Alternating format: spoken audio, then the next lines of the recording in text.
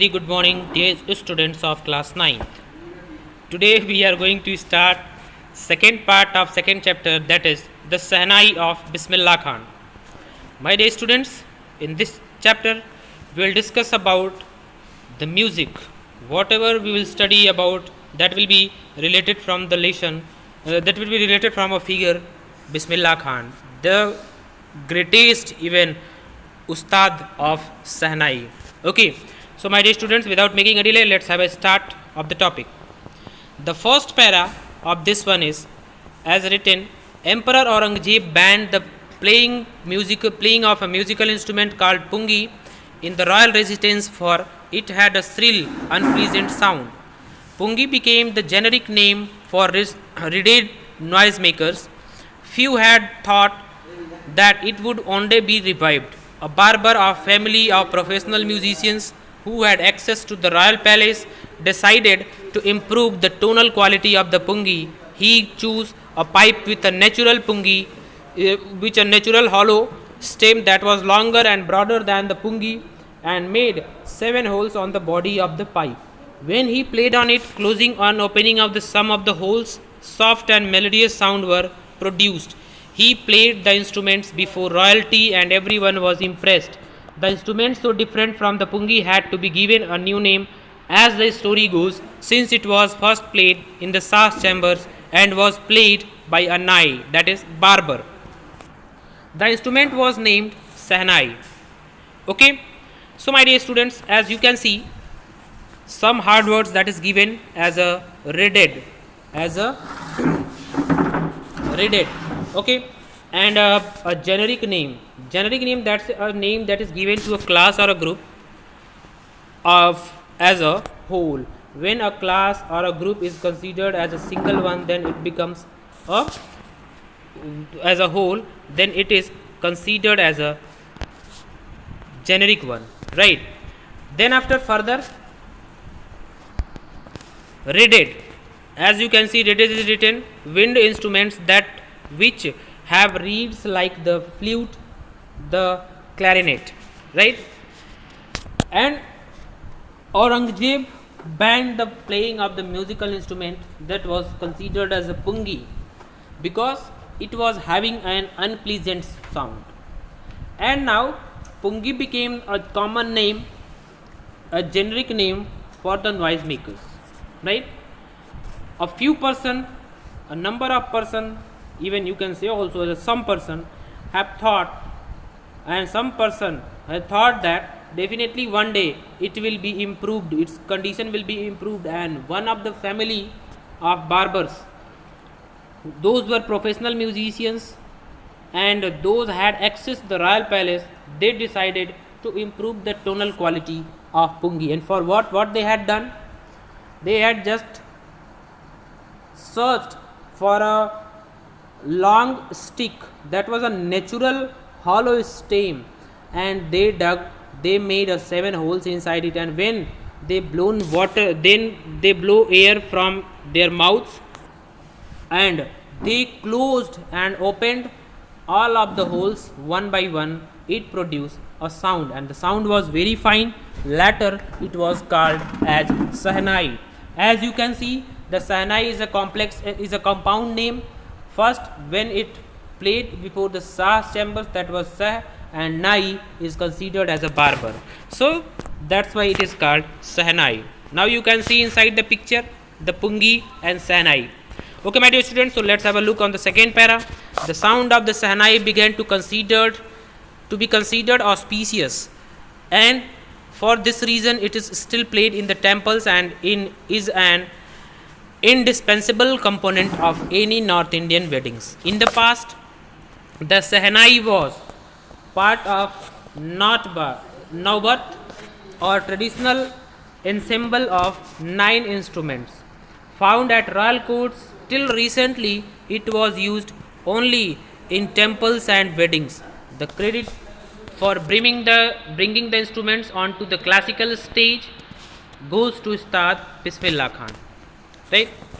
Now after that, the Sahnai was considered as a very good fortune, that it was a symbol of bringing a good fortune, And for this reason, up to this time in the temples and without any piece of work in temples and with any ceremony cannot be placed without Sahnai.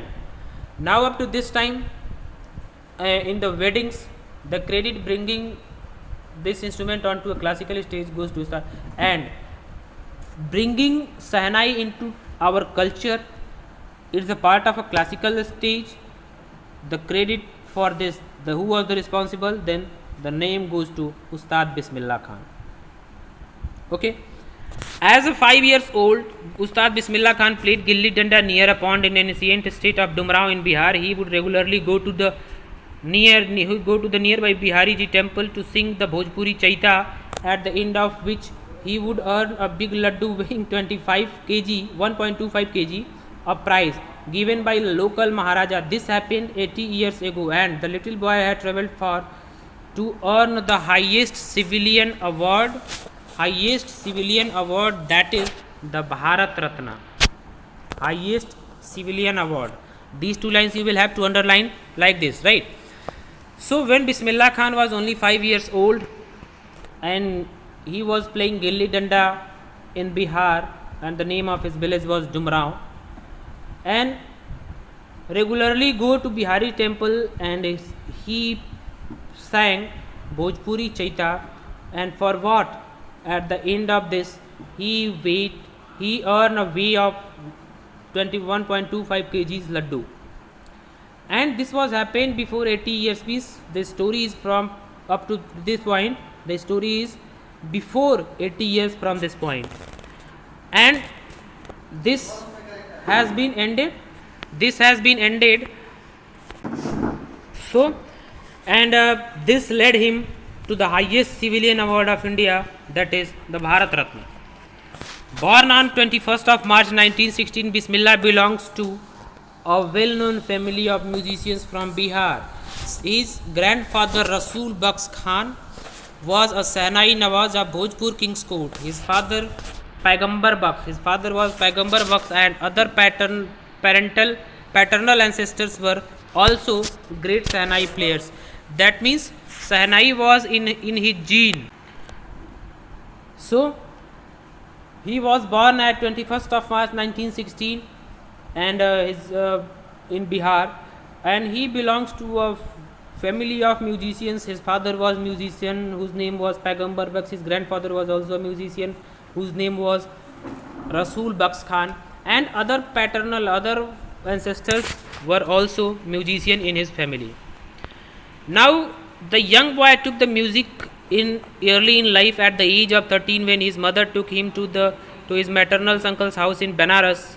Bismillah was fascinated watching his uncles practice the Sahnai. Soon Bismillah started accompanying his uncle Ali Baksh to Vishnu temple of Banaras, where Baksh was employed to play the Sahnai. Ali Baksh would play Sahnai and Bismillah would sit captivated for hours on end.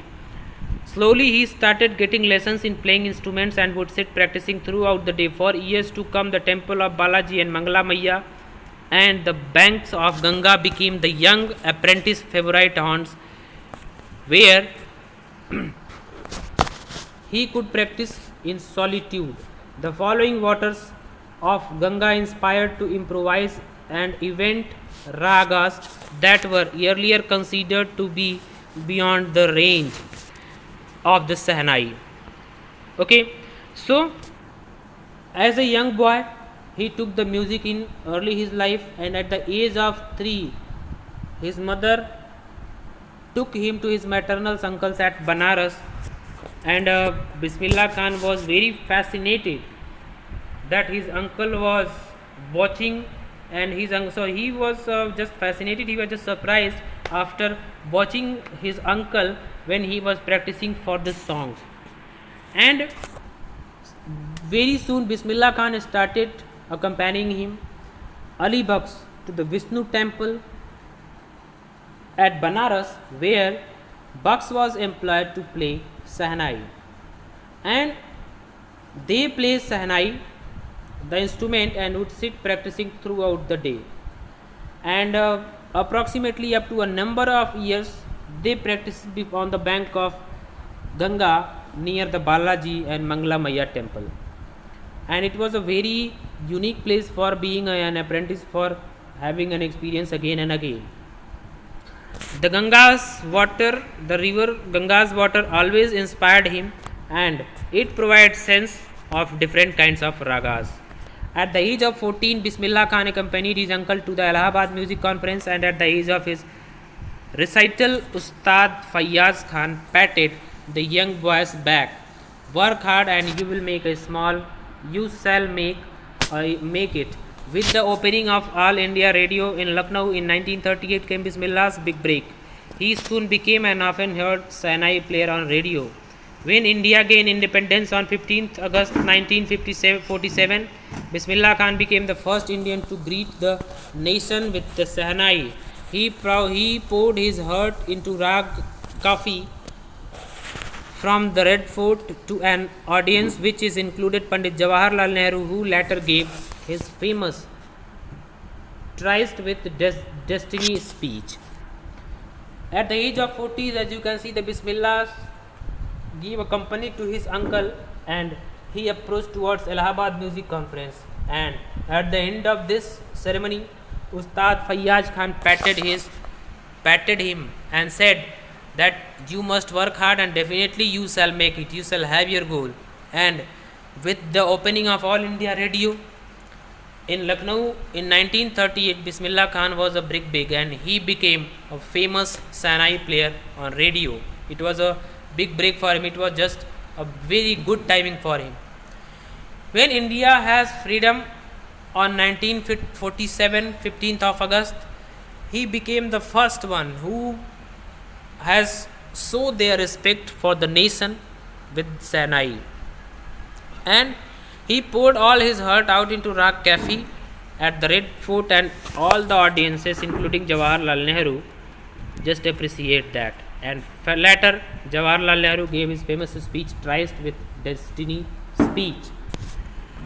Now, Bismillah Khan has given many memorable performances both in India and abroad. His first trip to abroad was to Afghanistan, where King Zahir Shah was so taken in by the maestro that he gifted him priceless Persian carpets and other souvenirs. The King of Afghanistan was not only one that is fascinated with Bismillah's music. Film director Vijay Bhatt was so impressed after hearing Bismillah play a festival that he named film after instrument called Goonj Uthi Sahnai. The film was a hit, and one of the Bismillah Khan's composition, Dil Ka Khilona Hai Toot Gaya, turned out to be nationwide chartbuster despite the huge success in the celluloid world. Celluloid means old-fashioned way of referring to films. Celluloid world, Bismillah Khan's ventures in film music were limited to two: Vijay Bhatt's Goonj Uthi Sahnai and Vikram Srinivas' Kannada venture Sanadhi Apna. I just can't come to terms with the artificiality and glamour of the film world, he says with emphasis. When Bismillah Khan has given a number of memorable moments with his performance not only in India but in abroad also. His first trip was to the Afghanistan, and he was just presented himself before King Zahir Shah and was so taken in by the maestro that he gifted the priceless Persian carpet. That means he was just presented with the Persian carpets, and it was not just the thing of a memory of a place, person or event. In fact, the King of Afghanistan was not the only one that was fascinated by the Bismillah's music. In fact, film director Vijay Bhatt was so impressed that he provided himself an opportunity to be a part of movies, and there he just make his name by his instruments in the song Goonj Uthi, in the movie Goonj Uthi Sahnai, and the film was very much it, and especially the composition Dil Ka Khilona Hai Toot Gaya was really appreciable. And after that, her chartbuster performances her upcomings were coming soon, and from day after he was just attaining the huge success. The first one was Vijay Bhatt's Goonj Uthi Sahnai and Vikram Srinivas movies in Kannada, that was Sanidhi Apna. And I just can what he have said that he don't want to get into the things that was the base that was created by the illusion. He wanted to be in reality. Okay. Awards and recognition came thick and fast. Bismillah Khan became the first Indian to be invited to perform at the prestigious Lincoln Center Hall in the United States of America. He also took part in the World Exposition in Montreal, in the Cannes Art Festival, and in the Osaka Trade Fair. So well known did he become internationally that an auditorium in Tehran was named after him, Tahar Mosiki Ustad Bismillah Khan. National awards like Padma Shri and Padma Bhushan and the Padma Vibhushan were conferred on him. Award he was not willing to have award and recognition because it had come in his life in bulk. Okay, and he was just invited at the prestigious Lincoln Central Hall in the United States in America, and also he have taken the part in World Exposition in Montreal and the Osaka Trade Fair. And when he was just popularly known in other countries, then and internationally, that an auditorium, you can see that what his influence was, you can see in Tehran, that is the capital of Iran. You can see a mosque was named as Tahar Mosiki Ustad Bismillah Khan. That means, and also not a mosque, it was an auditorium. And Padma Shri, Padma Vibhushan, Padma Bhushan, these awards goes to him. In 2001, Ustad Bismillah Khan was awarded in India's highest civilian award, the Bharat Ratna, with the coveted award resting on his chest and his eyes glinting with the rare happiness. He said, "All I would like to say is, teach your children music. This is the Hindustan's richest tradition. Even the West is now coming to learn our music." In 2001, he was awarded with the Indian's highest civilian award, the Bharat Ratna, and what he has said at that ceremony, that provide music lessons to your children, that is the beneficial for her, and it's India's richest culture and tradition. In spite of having travelled all over the world, Khan Sahab, and as he fondly called, is exceedingly fond of Banaras and Dumrao, and they remain for him the most wonderful towns of the world. A student of his once wanted him to head a Sahnai school in the USA, and the student promised to recreate the atmosphere of Banaras by replicating the temples there. But Khan Sahab asked if he would be able to transport river Ganga as well. Later he remembered to have said, "That's why whenever I am in foreign country, I keep yearning to see Hindustan, while in Mumbai I think only Banaras and the holy Ganga, and while Banaras I miss the unique Matha of Dumrao." Beside he had travelled a number of countries, Bismillah Khan always memorized Dumrao and Banaras. One of the students of Bismillah Khan once said to him that he is willing to play a music school in London, and he insists that if Bismillah Khan will be suited, if Bismillah Khan will be agreed, he will create the atmosphere like Banaras in London. But when Bismillah Khan heard this proposal, he just asked a single question: can he put river Ganga in London? Can he bring his affinity, that is the river Ganga, can he put this river inside London? And later, when he added that when he was in Mumbai, he just missed Banaras, he just missed river Ganga, and when he was in Banaras, he just missed the Matha of Dumrao. That means he was totally affectionate towards his birthplace, he was totally affectionate towards his working place, towards the place that he has passed his childhood there. And at the last para of this chapter, Ustad Bismillah Khan's life is a perfect example of the rich cultural heritage of India, one that effortlessly accepts that devout Muslim like him can very naturally play the Sahnai every morning at Kasi Vishwanath temple. Now Ustad Bismillah Khan passed on 21st of August 2006 at the age of 90 after prolonged illness. He was given a state funeral at the Government of India declared one day of the national mourning. So Ustad Bismillah Khan was a very fine example of the rich and cultural heritage of India, and being a Muslim, he can naturally play the Sahnai every morning at the Kasi Vishwanath temple. That means he was just totally affectionate with Hinduism. Not only that he was the follower of the Muslim, and for this he was only having the Muslim religious belief. That means what Bismillah Khan was, he was just a fine example of humanity. He was just a fine example of composer of the musics, and he was just a fine example of rich and cultural people. He has brought classical song. He had just brought Sahnai at a classical stage.